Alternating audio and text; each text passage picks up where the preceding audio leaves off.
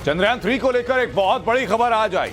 चंद्रयान 3 ने लॉन्चिंग के 12 दिन बाद एक और बड़ा इम्तिहान पार कर लिया और अब चांद इसका अगला स्टॉप होने वाला, जिसके बाद इंडिया का वर्ल्ड रिकॉर्ड बन जाएगा, क्योंकि चंद्रयान 3 बेहद तेज रफ्तार से चांद के एक्सप्रेसवे यानी गैलेक्टिक हाईवे पर अपनी यात्रा शुरू करने वाला। मतलब यह कि अब उसका पृथ्वी की कक्षा से निकलकर चांद का सफर शुरू होने वाला। जब चंद्रयान 3 पृथ्वी का ऑर्बिट छोड़ेगा तब उसकी क्या स्पीड होगी, किस तारीख से वो चांद के चक्कर लगाना शुरू कर देगा और किस स्पीड से लैंडर चांद पर टच डाउन करेगा, पूरी साइंटिफिक डिटेल इस रिपोर्ट में।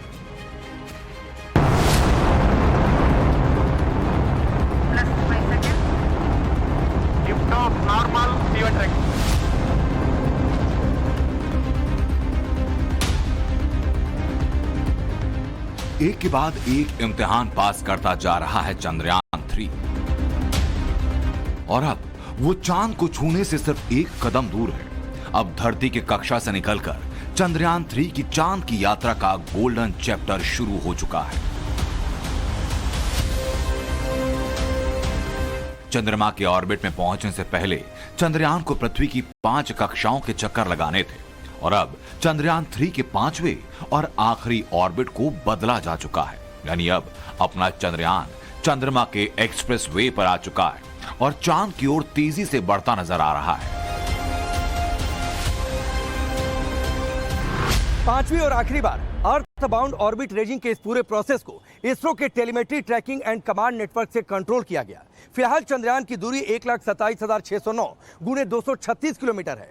यानी जिस अंडाकार कक्षा में यह चंद्रयान घूम रहा है वहां से इसकी पृथ्वी से सबसे कम दूरी 236 किलोमीटर है, जबकि सबसे ज्यादा दूरी 1,27,609 किलोमीटर है। स्पेसक्राफ्ट अब अर्थ के अंडाकार ऑर्बिट का दायरा बढ़ा चुका है और उसका अगला टारगेट है चांद पर पहुंचना। 14 जुलाई को लॉन्च हुए चंद्रयान 3 को पूरा देश अब चांद की सतह पर देखने के इंतजार में है। चंद्रयान ने अपनी लॉन्चिंग के बाद अब 5वें इतिहास को उस वक्त पास कर लिया जब 25 जुलाई को दोपहर 2 से 3 बजे के बीच आखिरी बार उसका ऑर्बिट बदला गया। ये 5वां अर्थ बाउंड ऑर्बिट मैन्यूवर था। 5वें मैन्यूवर के बाद चंद्रयान 3 धरती की आखिरी कक्षा में पहुंच गया और यहीं से वो चांद की तरफ प्रस्थान करेगा। यानी चंद्रयान 3 की 5वीं ऑर्बिट रेंजिंग प्रक्रिया सफलतापूर्वक पूरी की जा चुकी है और अभी तक जो खबर है उसके मुताबिक स्पेसक्राफ्ट बिल्कुल सही कंडीशन में, यानी टेक्निकली गुड हेल्थ में है और सारे उपकरण ठीक से काम कर रहे हैं। तो अगला जो ऑपरेशन है वो ल्यूनर ट्रांसफर ट्रेजेक्ट्री में डालना है और 1 अगस्त की रात को जब ये कार्य संपन्न होगा तो करीब 4.25 लाख किलोमीटर की दूरी पर जो चंद्रमा है उस तरफ ये यान रवाना हो जाएगा। तब जो है इसकी गति होगी 11.2 किलोमीटर प्रति सेकंड, जो कि पृथ्वी के गुरुत्वाकर्षण से बाहर निकलने के लिए बड़ी जरूरी है, नहीं तो ये पृथ्वी के साथ ही बना रह जाएगा। लेकिन इसरो की सबसे बड़ी चुनौती अब शुरू होती है, क्योंकि ठीक 6 दिन बाद यानी 1 अगस्त को चंद्रयान 3 का अगला बड़ा टेस्ट है जो उसे चांद के बेहद करीब ले जाएगा। 1 अगस्त को रात 12 से 1 बजे के बीच का वक्त इस मून मिशन के लिए बेहद अहम, क्योंकि उस दिन वैज्ञानिक चंद्रयान 3 को चंद्रमा की ओर ले जाने वाले लंबे गैलेक्टिक हाईवे पर डाल देंगे, जिसे टेक्निकल भाषा में लूनर ट्रांसफर ट्रेजेक्ट्री कहते हैं और इस पूरी प्रक्रिया को ट्रांसलूनर इंजेक्शन। 1 अगस्त को गैलेक्टिक हाईवे पर भेजने के लिए चंद्रयान 3 को स्लिंगशॉट किया जाएगा। इसके बाद चंद्रयान का चांद की ऑर्बिट तक पहुंचने का सफर शुरू हो जाएगा। वो सफर जो करीब 3,84,000 किलोमीटर का होगा। इसरो का टारगेट है कि 5 अगस्त को चंद्रयान 3 को चंद्रमा की ऑर्बिट में पहुंचा दिया जाए और फिर वो चांद की ऑर्बिट में चक्कर लगाना शुरू कर दे। इसरो के वैज्ञानिकों की पूरी कोशिश यही कि गैलेक्टिक हाईवे से चांद तक दूरी तय करने में चंद्रयान 3 में कोई तकनीकी दिक्कत ना आए और वो कामयाबी के साथ चांद के ऑर्बिट में पहुंच जाए। यानी पूरी कोशिश यही कि पृथ्वी की कक्षा से बाहर निकलते ही स्पेसक्राफ्ट बिना रास्ता भटके चंद्रमा के गुरुत्वाकर्षण में आ जाए और इसे चांद अपने ऑर्बिट यानी चंद्र कक्षा में खींच ले। अगर चंद्रयान 3 चांद की ग्रेविटी में फंसकर नहीं रुका तो यह अंतरिक्ष के अनंत में चला जाएगा। धरती की कक्षा से बाहर निकलते ही 1 अगस्त से 4 अगस्त तक स्पेसक्राफ्ट चंद्रमा की तरफ बढ़ेगा। 5 अगस्त को स्पेसक्राफ्ट चांद की कक्षा में पहुंचेगा। चंद्रयान 3 को चंद्रमा की ग्रेविटी में लाने के लिए उसकी स्पीड को कम किया जाएगा। तो स्पेस क्राफ्ट की स्पीड को कम कैसे किया जाएगा वो जरा समझिए।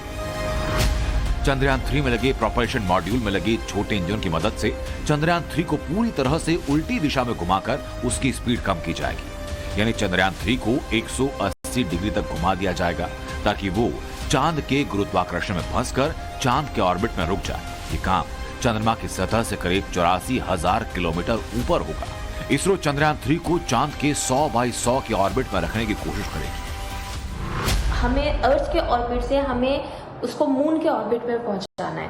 अब यहाँ पे जो चैलेंजेस आएंगे वो ये आएंगे कि अब जब वो मून के ऑर्बिट पे पहुंचेगा तो हमें यहाँ पर उसकी स्पीड को कम करना पड़ेगा।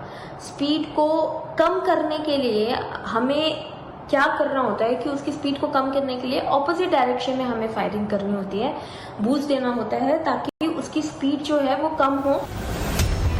और इस इम्तिहान को पास करते ही चंद्रयान 3 चांद की कक्षा में चक्कर काटना शुरू कर देगा और फिर इसकी ऑर्बिट को धीरे धीरे कम किया जाएगा। चांद की सतह पर पहुंचने के लिए भी 5 मैनेवर होंगे। 16 अगस्त तक चंद्रयान 3 चंद्रमा के चक्कर लगाएगा और फिर 17 अगस्त को चंद्रमा से 100 किलोमीटर की ऊंचाई पर लैंडर विक्रम प्रोपल्शन मॉड्यूल से अलग हो जाएगा। इसके बाद लैंडर 100 बाई 30 किलोमीटर की कक्षा में स्पीड कम करना शुरू करेगा और फिर 23 अगस्त को शाम 5:47 पर चांद के साउथ पोल पर विक्रम की सॉफ्ट लैंडिंग होगी।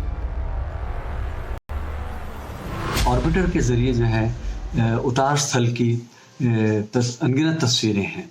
उन तस्वीरों के साथ जब ये लैंडर चंद्रमा की ज़मीन की तरफ आगे बढ़ेगा वो क्षण क्षण जो है उनका कंपैरिजन करेगा और फिर अपने कोर्स को करेक्शन करते हुए ये चंद्रमा की धरती पर उतरेगा।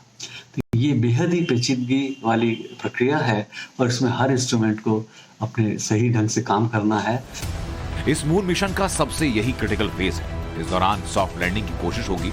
ये इस मिशन का तकनीकी रूप से सबसे चुनौतीपूर्ण काम, क्योंकि चंद्रयान 2 का लैंडर लैंडिंग के वक्त क्रैश हो गया। हालांकि वो मिशन नाकाम नहीं रहा क्योंकि चंद्रयान 2 का ऑर्बिटर अभी भी चांद की कक्षा में अपना काम कर रहा है। इस बार पिछले मिशन से सबक लेते हुए लैंडर के पैरों की ताकत में इजाफा किया गया ताकि वो स्पीड से टचडाउन के दौरान क्रैश ना हो और इसलिए लैंडिंग स्पीड को 2 मीटर प्रति सेकंड से बढ़ाकर 3 मीटर प्रति सेकंड कर दिया गया।